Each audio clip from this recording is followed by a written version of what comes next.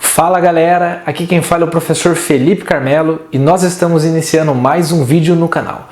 E antes de iniciar esse vídeo eu gostaria de pedir para vocês que, se estão curtindo o conteúdo do canal, por favor curtam o vídeo aqui embaixo, que me ajuda bastante. Compartilhe com os amigos, compartilhe também, indique o canal para alguns amigos, porque lembrem-se, em momentos como esse de pandemia, a educação ela jamais pode parar. Bom, gente, o tema da aula de hoje é um tema muito importante, um assunto que atrai a curiosidade de muitas pessoas, que é sobre os persas. Então, já adiantando aqui para vocês, é fundamental entendermos essa civilização, que durante um período foi o maior império da antiguidade. E quando a gente fala em Pérsia, né, quando a gente fala sobre os persas, hoje nós pensamos no atual Irã. E o Irã tem sido um país que tem aparecido muito, né, na geopolítica atual, né? No início do ano, Irã e Estados Unidos estavam em conflito, né? Então, assim, é muito importante falar sobre a Pérsia para compreendermos um pouco do que é o Irã hoje, né? E também para analisarmos quais foram as heranças culturais deixadas pela Pérsia e o que da antiga Pérsia nós podemos associar a outras culturas até do Ocidente hoje. Então, primeiramente, o que vocês precisam entender, gente? A Pérsia, né, ela se desenvolveu, a civilização persa, o Império Persa se desenvolveu no território onde hoje fica o atual Irã, ou o Planalto Iraniano. Então, se você pensa naquelas sociedades da antiguidade, bem ali ao lado, né, da antiga Pérsia, nós tínhamos o quê? A civilização que ficou conhecida como Mesopotâmia, né? Na verdade, várias civilizações ocuparam a região ali da Mesopotâmia, entre os rios Tigres e Eufrates. E analisando no mapa, você vê que a Pérsia, hoje o atual Irã, ela fica bem a leste da antiga Mesopotâmia, hoje atual Iraque, né? Então a gente está falando aqui de Mesopotâmia e Pérsia na antiguidade, que hoje são Iraque, né, e Irã, tá? Um ao lado do outro. E é nessa região que se desenvolve essa civilização incrível conhecida como Pérsia. Bom, primeiramente, quando tudo isso começou, né? E quem foram os povos que habitaram essa região? Gente, é o seguinte, mais ou menos por volta do ano de 2000 a 1500 a.C., não dá para saber o ano com certeza, pois estudar esses povos da antiguidade é um desafio muito grande, né? São poucas as fontes são escassas, fica difícil você datar com certeza alguma coisa, né? Então, por volta de entre 1500 anos antes de Cristo, 2000 anos antes de Cristo, alguns povos se sedentarizaram ali naquela região do Planalto Iraniano. Povos indo-europeus chegaram naquela região. Para ser mais específico, povos indo-europeus arianos. E aqui eu gostaria de destacar dois povos que habitaram essa região, que ocuparam essa região e habitaram e passaram a dominar essas terras, os medos e os persas, né? Então, persas é o nome de um povo. Na verdade, os gregos é que chamavam esses povos de povos persas, tá? Eles chamavam de Pérsis, na verdade. E o nome pegou, tá? Então, habitavam dois povos principais, os medos e os persas. Tanto é que os medos habitavam um pouco mais ao norte, região chamada de Média, por isso medos, e um pouquinho mais para baixo ali no Planalto Iraniano, os persas, ok? Então esses eram os dois principais povos. E durante um bom período, os medos dominaram os persas. Até que mais ou menos por volta do ano de 550 a.C., um homem chamado Ciro, né, consegue unir alguns guerreiros, derrota, e lembrando que o Ciro era um persa, tá?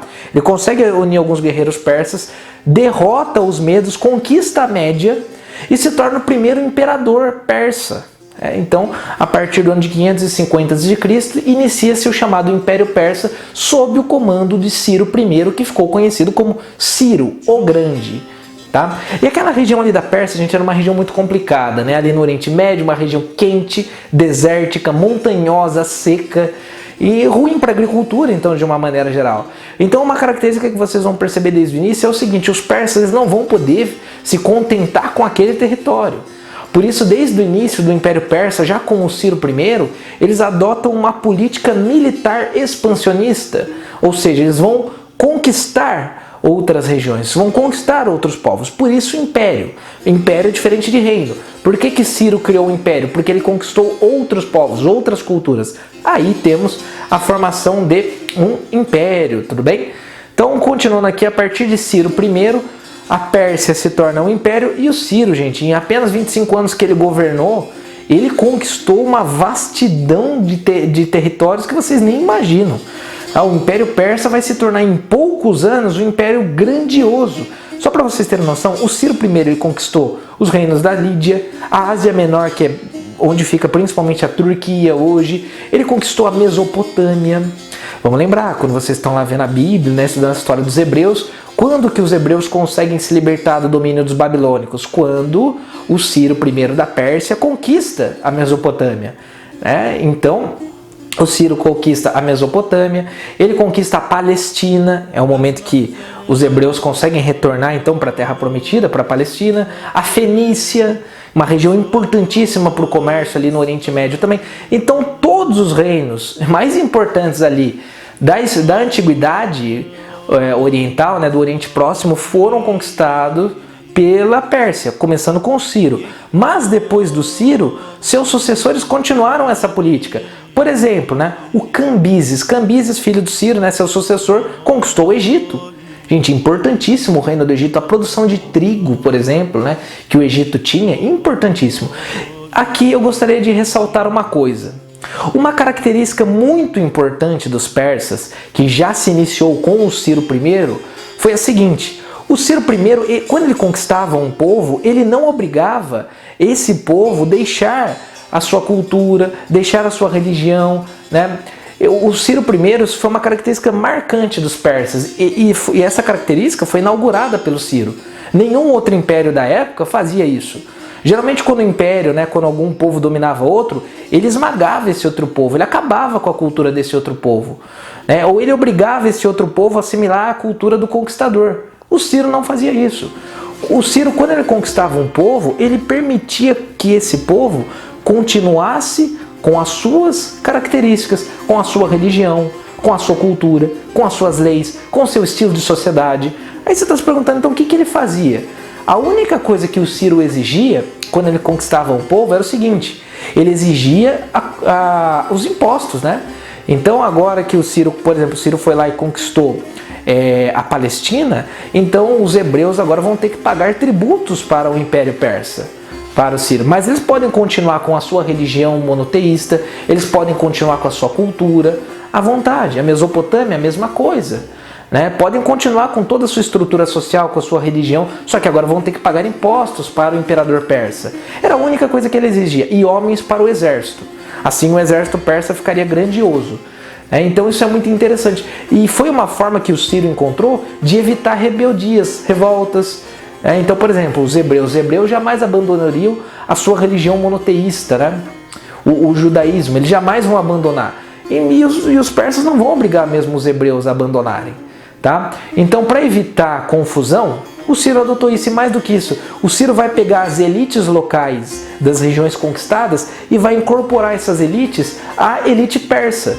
Então, como assim? Por exemplo, o Egito. O Egito foi conquistado pelos persas. Quem que vai governar o Egito? O faraó vai continuar. O faraó vai continuar governando o Egito. Só que agora esse faraó, ele é um aliado do imperador persa. E ele deve recolher impostos e parte desse imposto ele precisa entregar ao imperador persa, assim como homens para o exército.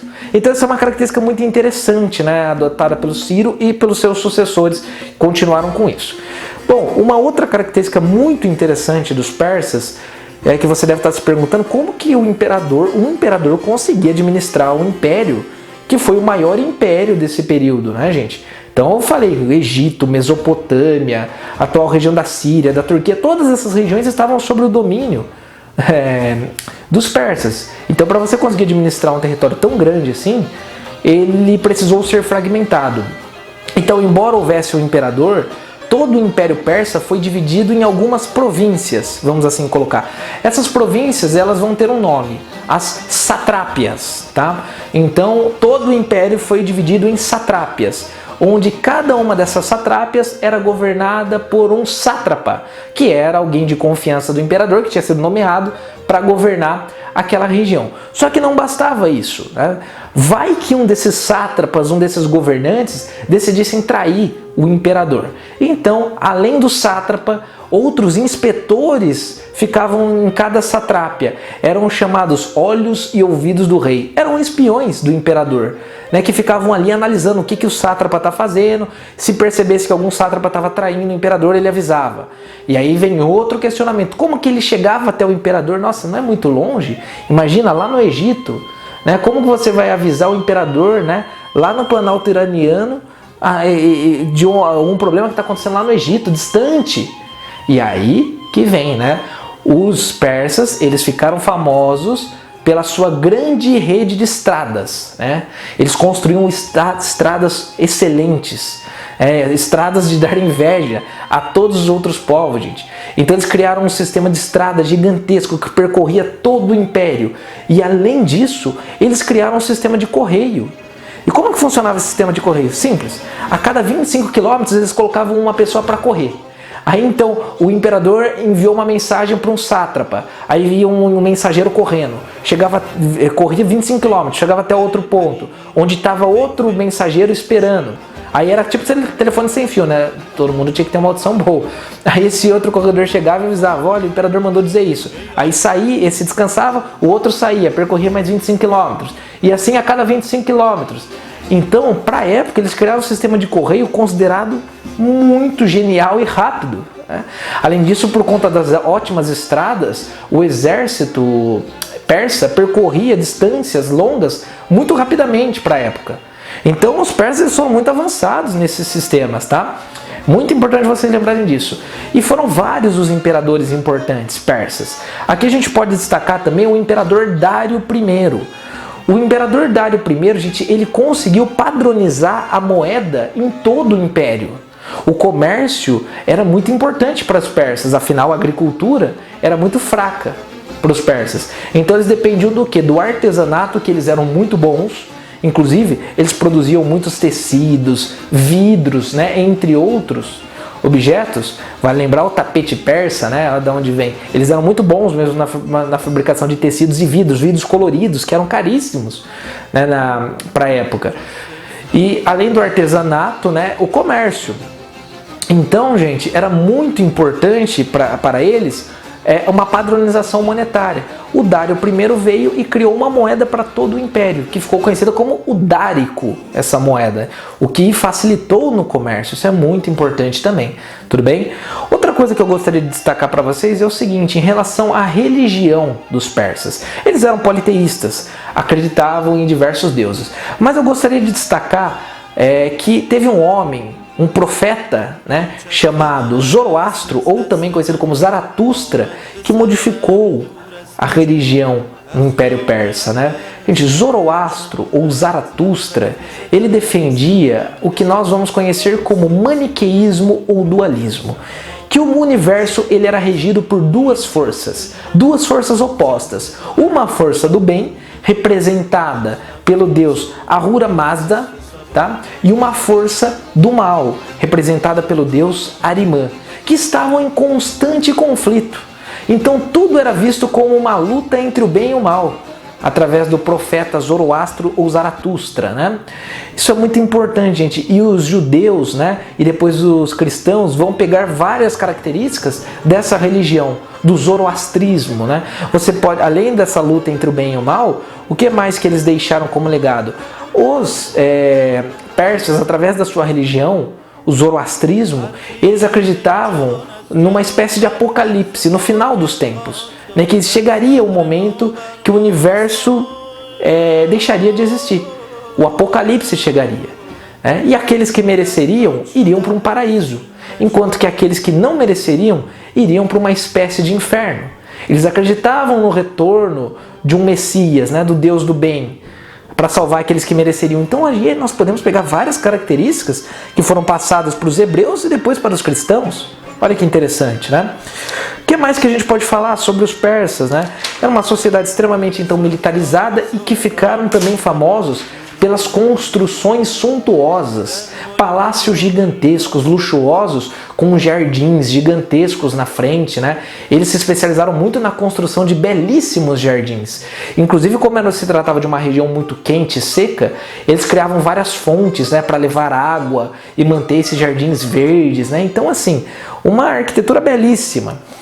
E para a gente finalizar sobre os persas, né, que tinham essa cultura riquíssima, eles também ficaram conhecidos na história por terem tentado conquistar a Grécia. Eles chegaram a conquistar algumas regiões ali na Ásia Menor que pertenciam ao mundo grego, né, da antiguidade. Mas quando eles tentaram conquistar a Grécia continental, eles sofreram as derrotas, né, nas famosas guerras médicas, que aparecem naqueles filmes 300, né, tanto um quanto dois. E as guerras médicas, elas se iniciaram sob o comando do rei Dário I e continuaram com o seu sucessor, o Xerxes, né, esses dois imperadores. E eles acabaram sendo derrotados pelos gregos, né, pela união das cidades-estados, principalmente sob o comando de Atenas, né, e Esparta também teve um papel importante nas guerras médicas.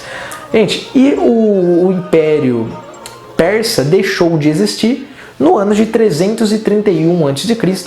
Ele já estava se fragmentando por disputas internas, e o famosíssimo Alexandre Magno, que depois ficou conhecido como Alexandre o Grande, no ano de 331 a.C., conquistou a Pérsia, colocando fim ao Império Persa. Um império que durou um pouco mais de 200 anos, que conquistou o Oriente Médio inteiro, né?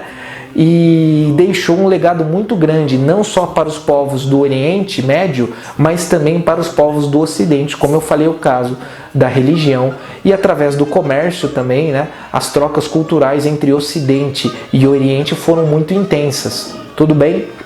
Bom, gente, sobre os persas, então era isso. Lembrando que o nome Pérsia ele foi utilizado até o ano de 1935, quando a Pérsia se mudou, a Pérsia modificou o seu nome para Irã, Irã, que significa terra dos arianos, tá? Terra dos arianos, lembrando que os arianos indo-europeus aqui ocuparam esse território. Então, em 1935 decidiu se mudar o nome de Pérsia para Irã.